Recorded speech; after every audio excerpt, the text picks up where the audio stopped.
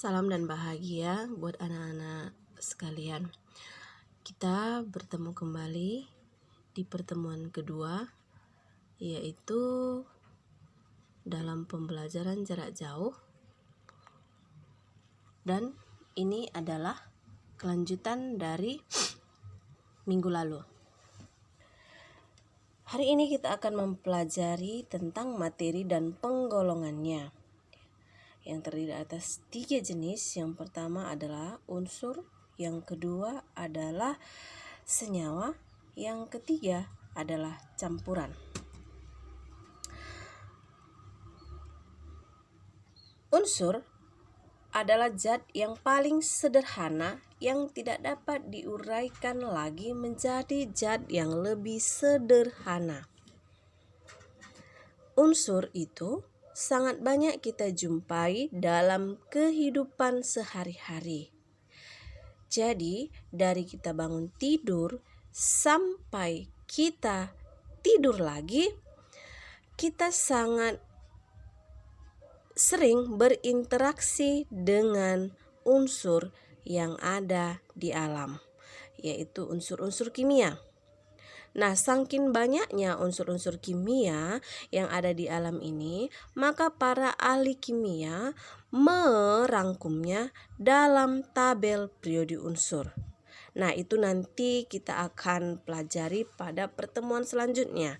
Nah, kita akan mau melihat dulu dasar-dasar dari unsur. Unsur itu bisa dituliskan dalam lambang unsur. Ini dikenal dengan aturan J.J. Berzelius. Penulisan lambang unsur itu mempunyai aturan sebagai berikut. Yang pertama, lambang unsur yang terdiri dari satu huruf memakai huruf besar. Contohnya, karbon itu dilambangkan C besar, oksigen itu dilambangkan O besar, dan sulfur atau belerang itu dilambangkan S besar. Jadi, bagaimana dengan lambang unsur yang terdiri dari 2 huruf, Bu? Nah, yang kedua, lambang unsur yang terdiri dari 2 huruf memakai huruf besar pada huruf pertama dan huruf kecil pada huruf kedua. Contohnya, aluminium itu ditulis A besar, L kecil. Perak ditulis A besar, G kecil. Itu berasal dari kata argentum. Besi itu bahasa kimianya adalah ferum, maka lambangnya adalah F besar, E kecil. Jadi contoh-contoh unsur ini sangat banyak sebenarnya kita jumpai. Kalau kamu di SMP sudah belajar IPA, mungkin sebagian besar sudah mengenal unsur-unsur yang ada di alam. Nah, itu dia ya. Yang kedua, senyawa. Senyawa itu adalah zat yang terbentuk dari gabungan beberapa unsur. Lebih dari satu unsur itu disebut senyawa. Ya. Gabungan dari lebih satu unsur itu disebut dengan senyawa. Misalnya O2 itu berarti disebut senyawa. Kemudian H2O itu disebut senyawa. Oke. Sifat senyawa sangat berbeda dengan sifat unsur-unsur penyusunnya. Kenapa? Karena dia sudah tidak membawa lagi sifat aslinya. Misalnya contoh H2O yang disebutkan tadi, dalam sehari-hari dia adalah air. Nah, H2O itu terbentuk dari unsur hidrogen atau H dan unsur oksigen. Jadi sangat jelas berbeda. H itu kalau dia secara unsur, dalam bentuk unsur, dia berupa gas. Demikian pula dengan oksigen. CO itu juga wujudnya gas. Tapi ketika bereaksi antara H dan O, maka akan menghasilkan H2O, itu akan berbentuk atau memiliki wujud cair. Jadi sangat jelas berbeda sifat unsur penyusunnya. Nah, yang kedua contohnya Ibu ambil adalah garam dapur atau NaCl, natrium klorida. Terbentuk dari unsur natrium atau Na dan unsur klor atau Cl. Nah, unsur natrium ini adalah bersifat korosif atau dia eksplosif kalau dia secara unsur ya. Dan unsur klor itu berbentuk, kalau dia unsur dia Cl itu adalah wujudnya gas. Tapi kalau bersatu antara natrium atau bereaksi antara natrium dengan klor, maka akan menghasilkan garam dapur yang berbentuk padatan atau kristal seperti yang kamu jumpai di dapur kamu, ya. Nah, kita masuk ke campuran. Campuran itu adalah gabungan dari beberapa zat yang saling bergabung tanpa melakukan reaksi kimia. Artinya, kemarin waktu kita pertemuan pertama, kalau dia reaksi kimia atau dia perubahan kimia, ada zat baru yang dihasilkan, ya. Terus ciri-cirinya itu adalah dia tidak dapat dikembalikan ke bentuk semula. Nah, campuran ini bergabung tanpa melakukan reaksi kimia. Contoh yang dimaksudkan di dalam campuran ini adalah campuran gula dan kopi.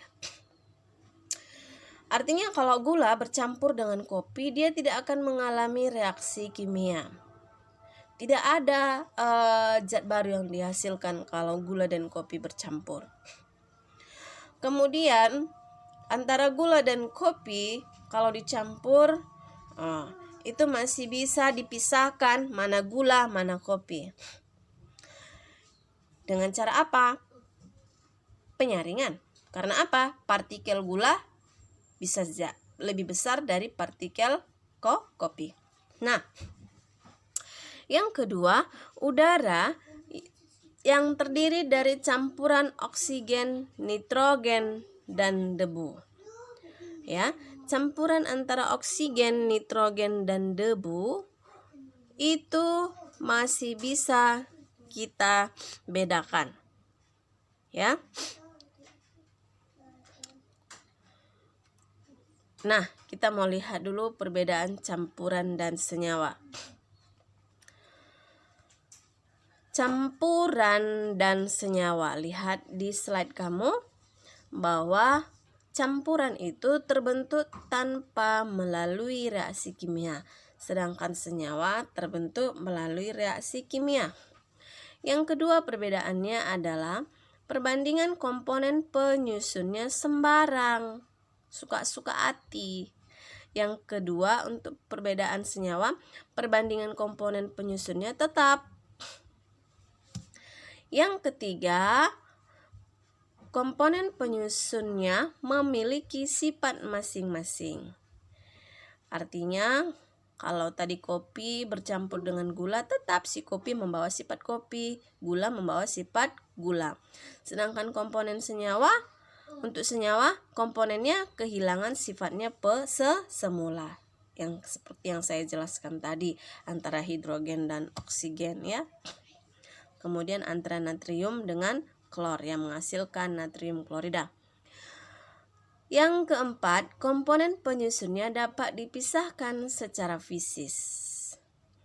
Yang untuk senyawa, komponen penyusunnya dipisahkan dengan reaksi kimia. Untuk pemisahan senyawa ini kita akan pelajari di pertemuan selanjutnya. Nah, ada beberapa cara dalam pemisahan campuran. Yang pertama adalah filtrasi atau penyaringan. Filtrasi itu suatu proses pemisahan zat-zat atau campuran yang mempunyai kelarutan yang berbeda. Contohnya dalam kehidupan kita sehari-hari ya. Ini kan berdasarkan kelarutan yang berbeda. Jadi, misalnya kamu mau memisahkan santan kelapa dengan kelapanya, maka kamu ambillah saringan, maka kamu pisahkan. Kamu saring, maka akan tersaringlah dia kelapanya. Terpisahlah antara santan dengan kelapa. Yang kedua, kristalisasi. Kristalisasi adalah pemisahan zat campuran untuk memperoleh zat padat yang larut dalam cairan.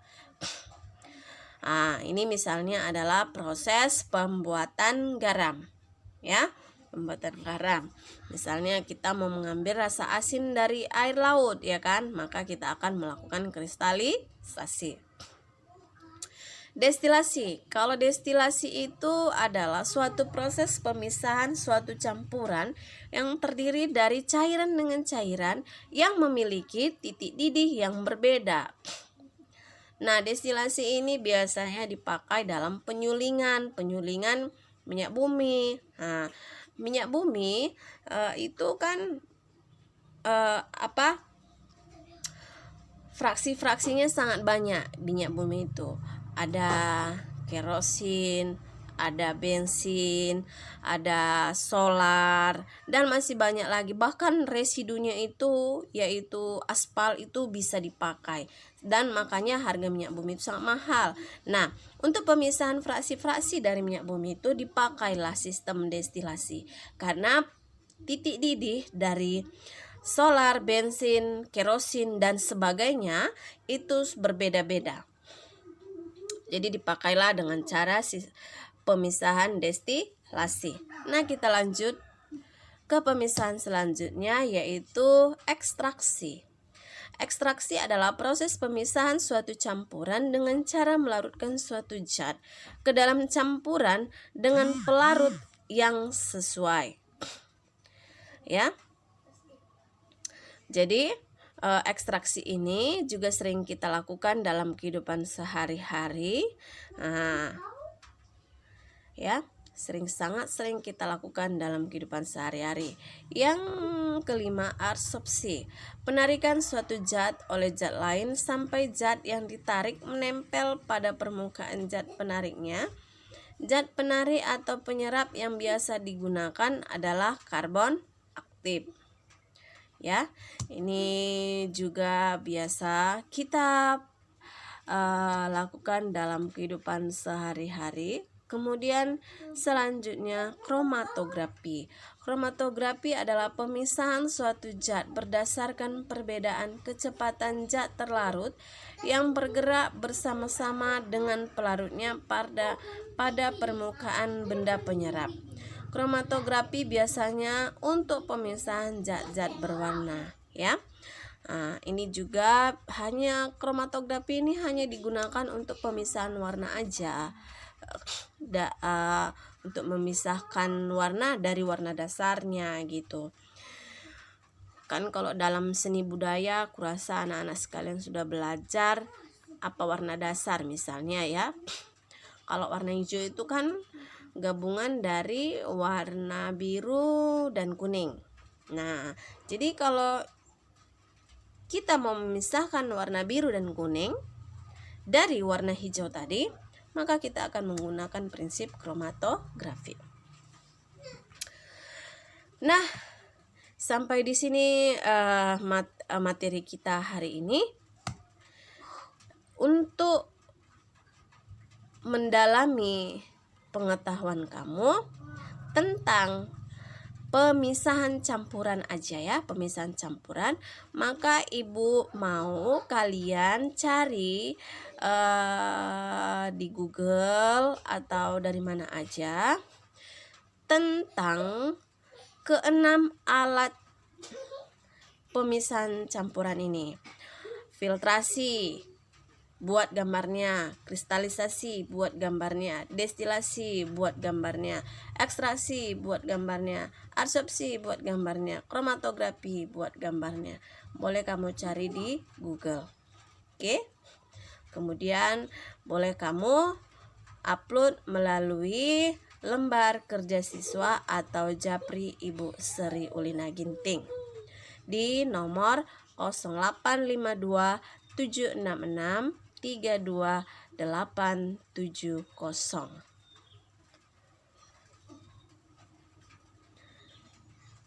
Terima kasih, salam dan bahagia.